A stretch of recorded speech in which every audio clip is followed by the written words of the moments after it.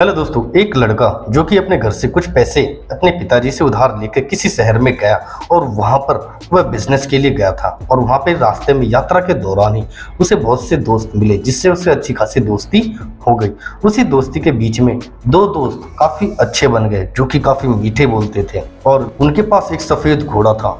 जी हाँ, वह घोड़ा काफी सुंदर था और काफी तेज भी दौड़ता था। तो उनके जो दो मित्र बने थे उस दोनों मित्रों ने कहा कि हमारा घोड़ा बहुत ही तेज दौड़ता है, लेकिन इस शहर में एक आदमी ऐसा है जिसके पास बहुत ही तेज घोड़ा दौड़ने वाला है जो कि कभी भी कोई भी रेस नहीं हारा है। और कहा जाता है कि वह इस शहर बेबीलोन का सबसे तेज घोड़ा है और सभी लोग उसी घोड़े पे दाव लगाते हैं। और हम भी अब उसी घोड़े पे दाव लगाएंगे क्योंकि उनके घोड़े के सामने हमारा ये सफेद घोड़ा भी खच्चर है। और कैसे भी उन्होंने उस लड़के को भी अपने बातों में ले लिया और उन्होंने भी उसी पे दाव लगा दिया। और आखिरकार क्या हुआ? जी हाँ, वह लड़का हार गया। और कुछ समय बाद उसे पता चलता है कि वो जो दोस्त थे वो चालबाज धोखेबाज थे। वह इसी तरह से सभी लोगों के पैसे आदमी के घोड़े पे लगवाते और हरवा देते और उस आदमी से भी उन्होंने मिलीभगत कर रखी थी जिससे कि जो भी पैसा जीतता वो इनके साथ मिल बांट कर खाता था। और वो ऐसे ही एक जगह से दूसरी जगह कई लोगों को झांसे में लेते रहते थे। इससे उस लड़के को सबक मिला और वो वैसे ही अपने शिकार की तलाश में यात्रा करते रहते थे कि कोई ना कोई शिकार उन्हें भी मिले। जी हाँ दोस्तों, आपको इस स्टोरी से कुछ ना कुछ सीखने को मिला होगा। और मैं आज आपको the richest man in Babylon का सबसे अमीर आदमी बुक से आपको 5 धन के लेसन्स आपको समझाने वाला हूँ, जिससे कि आप भी अगर ऐसी कोई गलती करो तो आप उस स्टोरी से रिलेट करके आप भी अपने पैसे बचा सकते हो और उस पैसे को अच्छी जगह से लगा सकते हो। इस वीडियो में हम जानेंगे धन के महत्वपूर्ण 5 नियम। वो कौन से नियम है? जी हाँ, ये धन के 5 नियम मैं आपको the richest man in Babylon का सबसे अमीर आदमी की बुक समरी तो नहीं कहना चाहता। क्यों? क्योंकि किसी बुक को लिखने में ऑथर को 2 से 3 साल का समय लगता है। उस 2 से 3 साल के समय के अंदर ऑथर अपने 10 से 15 साल का एक्सपीरियंस को लिख देता है। अब आप लोग खुद सोचो कि 10 से 15 साल के एक्सपीरियंस को और 2 से 3 साल उस बुक को लिखने के समय को 10 से 15 मिनट की वीडियोस के अंदर समराइज करना, एक तरफ से तो उस बुक के लिए, उस ऑथर के लिए अन्याय है। और अगर कोई बुक लवर होगा उसे भी चीज़ पसंद नहीं होगी। मैं खुद बुक लवर हूँ तो मुझे भी चीज़ पसंद नहीं आती।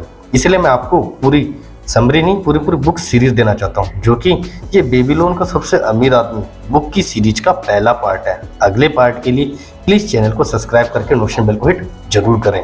तो हम चलते हैं अपनी इस स्टोरी में और आगे। जी हाँ, मैंने आपको जो अभी स्टोरी सुनाई वह धन के 5वें नियम की ओर इशारा करता है। जी हाँ, धन का 5वां नियम बहुत ही महत्वपूर्ण है, इसलिए मैंने आपको सबसे पहले 5वें नियम पे लेके गया, जो कि अक्सर हमारे साथ होता रहता है। धन का 5वां नियम। जी हाँ, धन उस आदमी से दूर चला जाता है जो इसके माध्यम से असंभव आमदनी हासिल करना चाहता है या जो चालबाज लोगों की रूहानी सलाह मांगता है। जी हाँ, ये धन का 5वां नियम है जो कि बहुत ही महत्वपूर्ण है और मेरे साथ भी ऐसा हो चुका है। मैं नहीं चाहता आपके साथ भी हो, तो आप इस नियम को अच्छे से रट ले, स्क्रीनशॉट ले ले, कहीं भी आप दीवार पे लगा सकते हैं।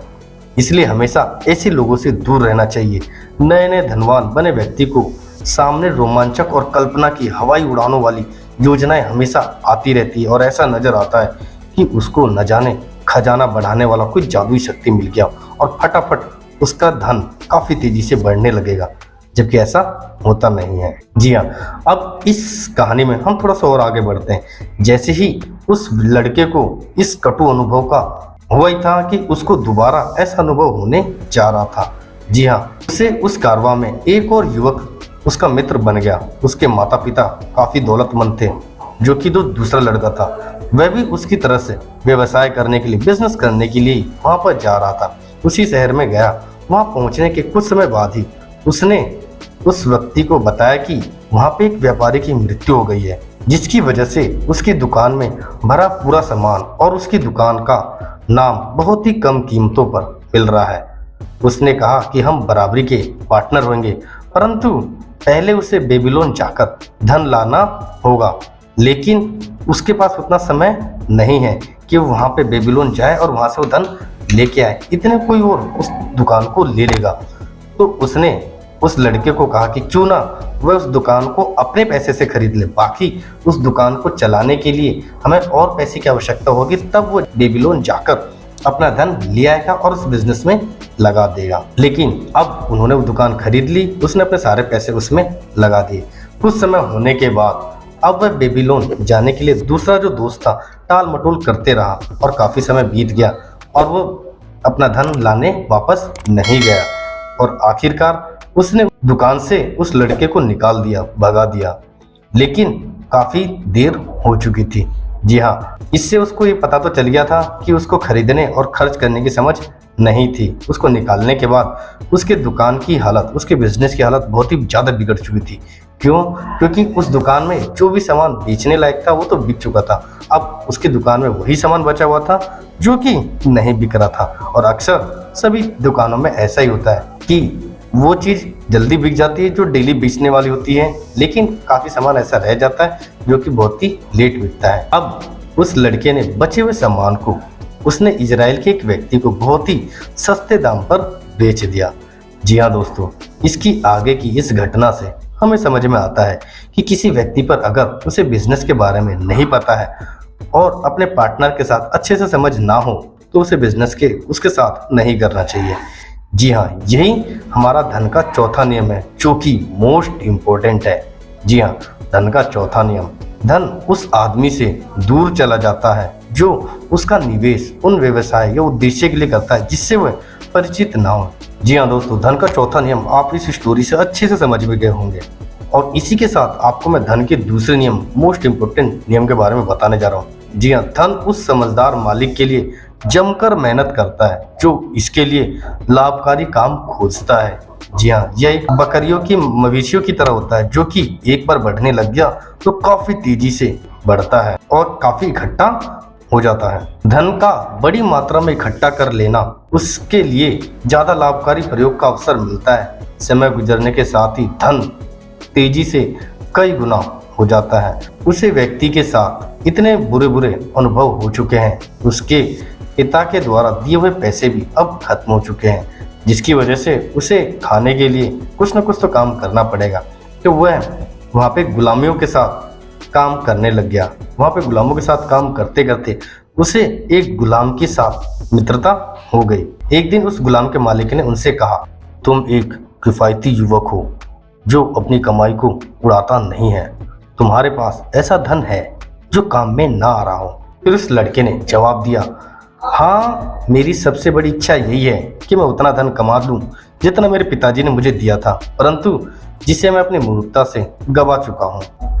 यह बहुत अच्छी है, परंतु क्या तुम जानते हो कि तुम जितना धन बचाया है वह तुम्हारे लिए मेहनत करके ज्यादा धन कमा सकता है? उस गुलाम के मालिक ने उससे कहा। फिर इस लड़के ने बोला, इस मामले में मेरा अनुभव बहुत ही बुरा है क्योंकि मेरे पिता का दिया हुआ धन मुझसे दूर चला गया और मुझे डर है कि मेरी बचत का भी यही हाल ना हो। और वो गुलाम का मालिक हंसने लग गया और फिर उसने जवाब दिया, अगर तुमने मुझ पर भरोसा हो तो मैं तुम्हें धन की लाभकारी प्रबंधन के बारे में एक सबक सिखाना चाहूंगा। उस लड़के ने कहा, बताइए। उस गुलाम के मालिक ने बताया कि 1 साल में शहर की बाहरी दीवार पूरी बन जाएगी और प्रवेश द्वार पर लगाने के लिए कांसे की बड़े दरवाजों की जरूरत होगी ताकि शहर शत्रुओं से सुरक्षित रहे। इन दरवाजे को बनाने के लिए हमारे शहर में पर्याप्त धातु नहीं है जो कि दूसरे शहर से जाकर लाना होगा। और राजा ने इस बारे में सोचा ही नहीं और मेरी योजना यह है कि हम लोग धन इकट्ठा करके दूसरे शहर से तांबे और धातु कुछ मंगवा लें। वहां से हम इस शहर के दरवाजों के लिए धातु मंगवाएंगे और जब राजा को इस दरवाजे को बनाने की लिए धातु की आवश्यकता होगी तब हम उसे ऊंचे दामों पर इन धातुओं को, इन तांबे के धातुओं को और कुछ धातुओं को ऊंची कीमतों पर उसे बेच देंगे। और अगर मान लो कि अगर उनने हमसे धातु नहीं भी खरीद तो भी हम अपना धातु किसी और को उसी ऊंची दाम में बेचकर अपना पैसा वापस निकाल सकते हैं। जी हाँ, जैसे उसने ये बात बोली उसे उस लड़के को अपने पिताजी के द्वारा दिए हुए तीसरे नियम की झलक दिखाई दी। जी हाँ, उसके अनुसार अपनी बचत का निवेश समझदार लोगों के मार्गदर्शन में करना चाहिए। ऐसा करने के बाद वह कभी निराश नहीं हुआ और उनकी योजना सफल हुई।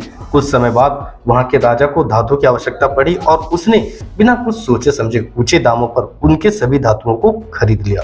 जी हाँ, इस स्टोरी में हमें धन के तीसरे नियम को अच्छे से समझ में आता है। जी हाँ, धन का तीसरा नियम यह है कि धन उस सावधान मालिक के संरक्षण में रहता है जो इसका निवेश सिर्फ समझदार लोगों की सलाह से करता है। जी हाँ दोस्तों, ये एक अच्छी सलाह है और हमें भी कोई बिजनेस करे तो उसे बिजनेस के रिगार्डिंग जिससे भी हम करते हैं या जो भी बिजनेस कर रहे हैं, जो भी उस फील्ड में हो, उससे हमें सलाह लेनी चाहिए, या फिर अगर कोई दूसरे फील्ड में ही बिजनेस कर रहा हो तो उससे भी सलाह लेनी चाहिए, जिससे कि हमें आगे दिक्कतें का सामना ना करना पड़े। अब जैसे कि मैं आपको धन के तीसरे नियम के बारे में बताया, तो धन के साथ साथ हमें बिजनेस में फाइनेंस की नॉलेज भी होनी चाहिए कि हमें अपने फाइनेंस को कैसे संभाल के यूज करना चाहिए, कैसे लोगों से, कैसे हमें पैसे से अपने लिए काम करवाना चाहिए। उसके लिए आपको rich dad poor dad book जरूर पढ़नी चाहिए, और अगर आप नहीं पढ़ सकते तो आपको लिंक में, डिस्क्रिप्शन में या आई कार्ड में या एंड स्क्रीन में कहीं पे भी वो वीडियो मिलेगी, प्लीज उस वीडियो को जरूर चेकआउट करें। अब हम चलते हैं धन के पहले नियम की ओर। जी हाँ, धन का पहला नियम, धन उसे आदमी के पास खुशी खुशी आता है और बढ़ती मात्रा में आता है जो अपनी आमदनी का कम से कम 10वें हिस्से का प्रयोग अपने तथा अपने परिवार के भविष्य के लिए जायदाद बनाने में करता है। जी हाँ दोस्तों, आदमी अपनी आमदनी का 10वां हिस्सा लगातार बचाता है और उसका समझदारी से निवेश करता है। वह जल्दी ही अच्छी खासी जायदाद बना लेता है, जिससे भविष्य में उसे आमदनी होती रहती है और वह कभी भी उसके पास धन की कमी नहीं होती। जी हाँ, मैंने जो आपको पूरी स्टोरी बताई है वह अरकाद के बेटे के बारे में बताई है, जिसको अरकाद ने अपने धन में से काफी धन उसको दिया, प्लस धन के 5 नियम भी एक मृदा पात्र में लिखकर उसे दिया था, जो कि उसने काफी समय बाद उसका इस्तेमाल करना सीख लिया। लेकिन क्या आपको पता है, अरकाद के पास तो ऐसा धन का कोई नियम भी नहीं था। वह रथ बनाने का काम करता था, उसके पास खाने के पैसे भी नहीं थे, और वह कैसे बेबीलोन का सबसे अमीर आदमी बना। जी हाँ, इसको हम जानेंगे इस सीरीज के अगले भाग में। उसके लिए प्लीज चैनल को सब्सक्राइब करना ना भूले, जिससे कि इसकी अगला पार्ट जब भी आता है सबसे पहले आप तक जरूर पहुंचे। और इसी में अरकाद ने 7 नियम बनाए थे, जिससे कि कोई भी आदमी कितना भी गरीब क्यों ना हो, वह भी अमीर एक समय बाद बनता जरूर है। तो अब मैं इस वीडियो को समाप्त करूँ, और मैंने आपको धन के सभी नियम आगे पीछे करके बताया, तो इस वीडियो को समाप्त करके मैं सभी को रैंडम तरीके से आपको बताता हूँ। जी हाँ, धन का पहला नियम, धन उस आदमी के पास खुशी खुशी आता है और बढ़ती मात्रा में आता है जो अपनी आमदनी का कम से कम 10वें हिस्से का प्रयोग अपनी तथा अपने परिवार के भविष्य की जायदाद में बनाने में करता है। धन का दूसरा नियम, धन उस समझदार मालिक के लिए जमकर मेहनत करता है जो इसके लिए लाभकारी काम खोजता है। धन का तीसरा एंड इम्पोर्टेंट नियम, जी हाँ, धन उस सावधान मालिक के संरक्षण में रहता है जो इसके निवेश सिर्फ समझदार लोगों की सलाह से करता है। धन का चौथा नियम, धन उस आदमी से दूर चला जाता है जो इसका निवेश उन व्यवसाय उद्देश्य के लिए करता है जिसे वह परिचित ना हो, जिसे वह नहीं जानता हो। धन का मोस्ट इम्पोर्टेंट 5वां नियम, धन उस आदमी से दूर चला जाता है जो इसके माध्यम से असंभव आमदनी हासिल करना चाहता है, या जो चालबाज लोगों की सलाह से मांगता है कि फटाफट अमीर होने का कोई तरीका बता दो। जी हाँ, तो आपको ये धन के 5 नियम कैसे लगे नीचे कमेंट करके जरूर बताएं। और धन के साथ साथ हमें अपने फाइनेंस की नॉलेज को भी बढ़ाते रहना चाहिए। उसके लिए आपको रिच डैड पुअर डैड पढ़नी चाहिए। नहीं पढ़ सकते तो आपके मोबाइल स्क्रीन पे आपके सामने है, इसको क्लिक करके आप rich dad poor dad book series का भी देख सकते हैं। उसके अंदर भी धन के नियम बताए गए हैं जिससे आप समझ सकते हैं। अब हम मिलेंगे अगली वीडियो में, तब तक के लिए बाय, टेक केयर, और अपना कीमती समय देने के लिए तहे दिल से शुक्रिया।